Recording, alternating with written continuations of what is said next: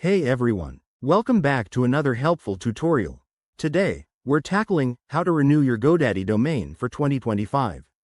Whether you're a small business owner, blogger, or just managing your personal site, keeping your domain active is crucial to avoid downtime and potential loss of your online presence. This process is straightforward, but I'll guide you through it step by step so you can do it with confidence. Let's dive in. First, open your web browser and head to the GoDaddy website. Log in using your email address and password.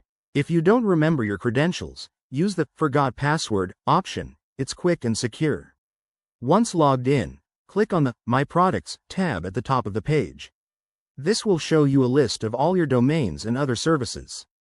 Scroll through until you find the domain you want to renew, then click on it to open the details.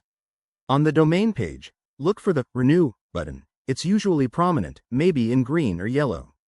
Click it, and you'll be directed to the renewal options.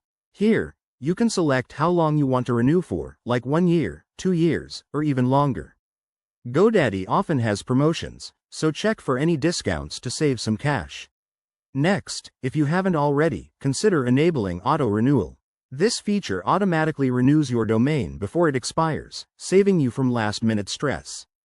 Just toggle the switch if it's available. Now, review your order carefully. Double-check the domain name, renewal period, and total cost. If everything looks good, click Confirm and Pay.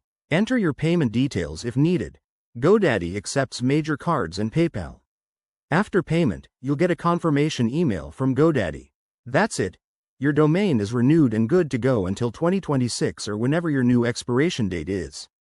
A quick pro tip. Always keep an eye on your domain's expiration date in your account dashboard to stay ahead.